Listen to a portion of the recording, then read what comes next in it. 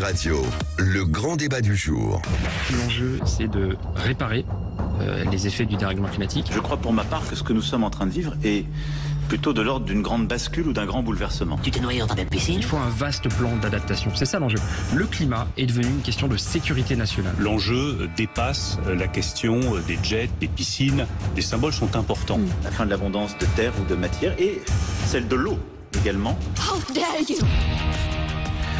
Et oui, une trentaine de piscines publiques ont pris la décision de fermer depuis hier. Elles ne peuvent plus faire face à l'augmentation des prix de l'énergie, Félix Mathieu. Oui, à Limoges, Granville dans la Manche ou bien Versailles, autant de piscines municipales fermées par la société Vermarine, le délégataire de services publics qui les exploite. Des piscines souvent chauffées au gaz, très énergivores. Elles subissent donc de plein fouet cette hausse des prix. Concrètement, la facture énergie de Vermarine est passée de 15 à 100 millions d'euros, soit la totalité de son chiffre d'affaires annuel. C'est ce qu'indique l'entreprise dans un communiqué.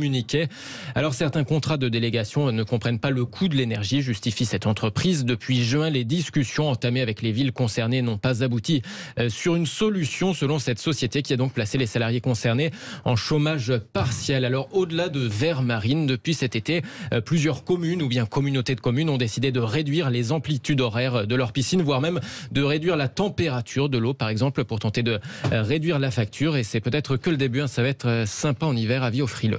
Et inquiétude aussi dans les stations de ski. Oui, des stations qui dépendent de l'électricité pour leur remontée mécanique. Et là aussi, la facture devrait exploser. Un prix du mégawattheure multiplié par 20, à plus de 800 € dans beaucoup d'endroits. Or, selon France 3 Auvergne-Rhône-Alpes, environ 2/3 des stations de ski devraient renégocier avant la fin de l'année leur contrat triennal avec EDF. Alors, dans ces conditions, eh bien, le directeur de la station de Villard-de-Lans, par exemple, envisage tout simplement de rester fermé cet hiver. Impossible, selon lui, de rentrer dans ses frais, même en faisant des économies ou en augmentant les prix des forfaits. Du côté de Péragudes, dans les Hautes-Pyrénées, Ouest France nous apprend que l'addition totale pourrait passer de 400 000 à 1 million d'euros d'énergie. Et notre invité pour en parler, Laurent Grand-Simon, maire de Luz-Saint-Sauveur, qui a une piscine, une station de ski et évidemment des entreprises sur le territoire de sa commune. Bonjour, monsieur le maire. Cécile, bonjour tout le monde. Bonjour Laurent. Bienvenue. Cette information, forcément, les piscines qui vous touchent de près, les stations de ski qui vous touchent de près aussi. La consommation d'énergie chez vous aussi a terriblement augmenté? Oui, la consommation n'a pas augmenté parce que justement on fait des économies d'énergie, pas où on peut, mais le prix de l'énergie a augmenté. Et que ce soit sur les établissements thermaux, que ce soit sur les piscines, et puis sur les stations de ski, ça va être compliqué cet hiver, mais je pense qu'il est peut-être trop tôt pour faire des prévisions dramatiques. Il y a des négociations qui se font au niveau européen, et on espère pouvoir s'adapter à l'augmentation. Loïc Le Floch-Prigent, quand vous entendez cette explosion des prix... C'est ce que je dis depuis des années, depuis 10 ans. Je dis voilà, on va arriver à cet endroit et la raison en est simple, c'est-à-dire qu'on a voulu faire un marché de l'électricité qui est un marché artificiel, qui n'existe pas. Et donc il faut revenir au coût de production et revenir avec un coût, un prix pour les consommateurs qui soit proche du prix de production. Et donc on a créé un marché complètement artificiel avec des fournisseurs qui ne sont que des intermédiaires entre eux et qui ne produisent rien. Et le producteur est marginalisé, le consommateur est marginalisé, et vous avez un ensemble de gens, d'intermédiaires, qui sont là, qui s'engraissent pour rien.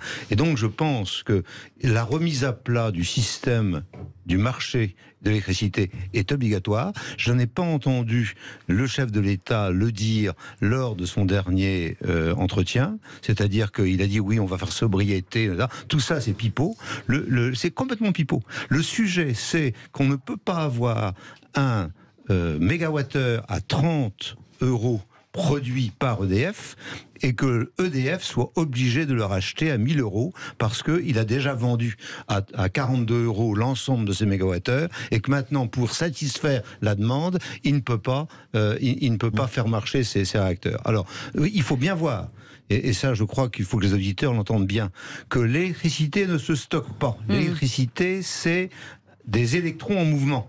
Par conséquent, c'est pas comme du gaz ou du pétrole qu'on met dans un réservoir. Ça ne se stocke pas. Ça se consomme. Donc, dès qu'on produit l'électricité, on doit le consommer.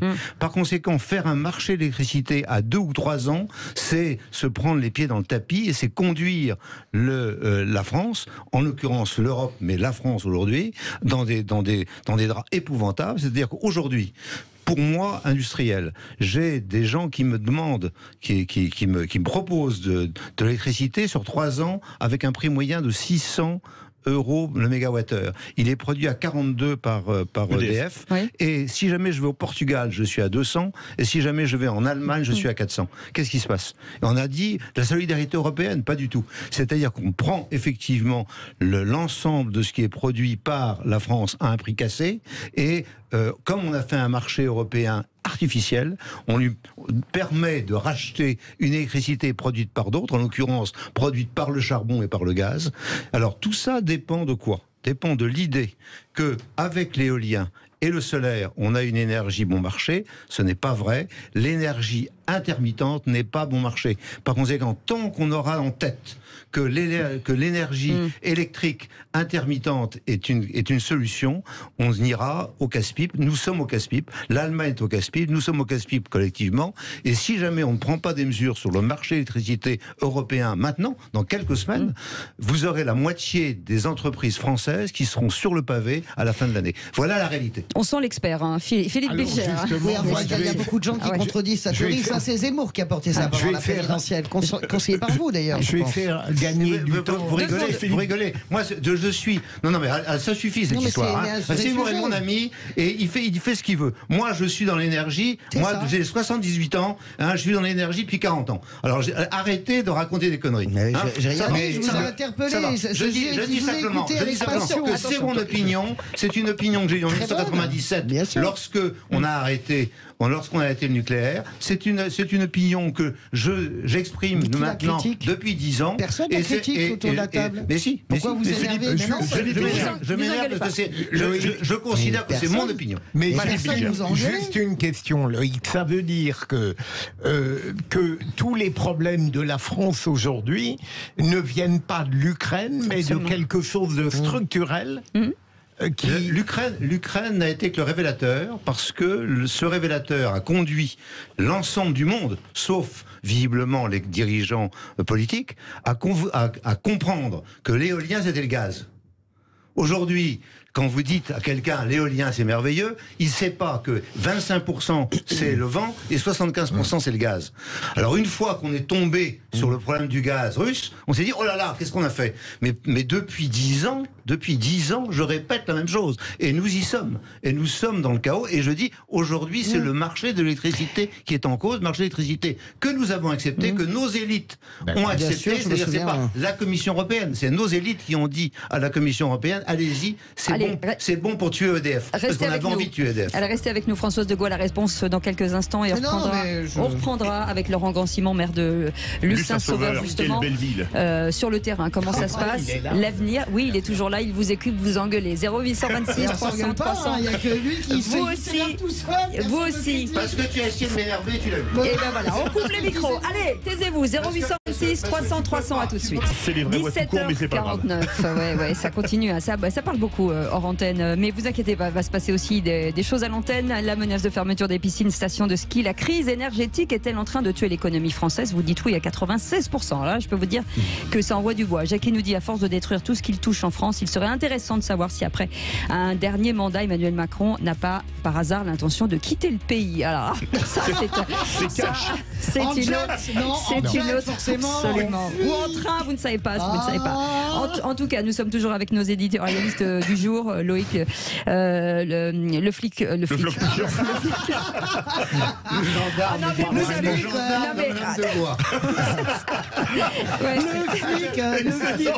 Qu'est-ce qu'il a dit? Loïc le flic Prigent avec Philippe Bilger. J'ai dit Loïc le flic, le flic Prigent. J'ai entendu. Philippe Bilger et avec nous Françoise de Gaulle et notre invité Laurent Grandcimon, maire de Saint-Sauveur dans les Hautes-Pyrénées. Justement, vous avez entendu les vraies voix. C'était un peu une mêlée de rugby, comme les Hautes-Pyrénées, c'est un pays de rugby. Qu'est-ce que vous avez envie de leur dire, Laurent Grandcimon? Moi j'ai envie justement, j'apprécie l'opportunité de commenter sur ça. Oui. Moi je suis à fond sur la ligne Loïc Le Floch-Préjean, Jean Covici aussi sur ça, et nous on voit les exemples sur localement, quand on peut prendre des contrats avec de gros pourcentages de nucléaire, et bien on s'en sort. Par exemple pour les thermes de Luce et pour la piscine de Luce, parce que c'est des activités d'été, on a eu un gros pourcentage de nucléaire dans nos fournisseurs et on est à 65 € le mégawatt. Et donc ça fait une sur les 2 prochaines années. Mais par contre sur d'autres contrats tarif jaune ou tarif bleu, on n'a pas eu l'autorisation d'être sur du nucléaire parce qu'on n'est pas au bon moment. Et c'est ce genre de négociations qui sont difficiles pour toutes les communes, parce que d'abord on n'était pas expert dans ce genre de négociations il y a 2 ans, et puis maintenant on passe beaucoup de temps sur ça. Françoise Degois, qui est aussi des Hautes-Pyrénées, veut vous... Je suis d'Argelès-Gazost, donc je connais très bien Luce, bien sûr.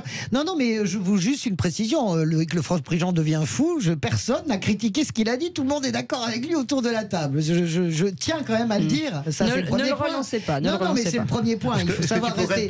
Il faut savoir. Si, j'ai bien envie de t'emmerder, comme tu m'as dit tout à l'heure que tu m'emmerdais. J'ai très envie. Deuxièmement, non, j'ai une question à lui poser. Non, j'ai une question à lui poser parce que je pense que c'est le plus important, c'est l'effondrement des entreprises et des PME, PMI. Ouais. Et avant de rentrer en studio, on en a parlé sur le fait que, en réalité, il y a des protections probablement qui vont être mises en place pour les ménages, c'est évident. Mais pas pour les boîtes. Mais voilà, donc sur les boîtes, je pense que c'est un sujet. Donc le président de la République a dit qu'il y avait des protections sur les PME, ce n'est pas vrai.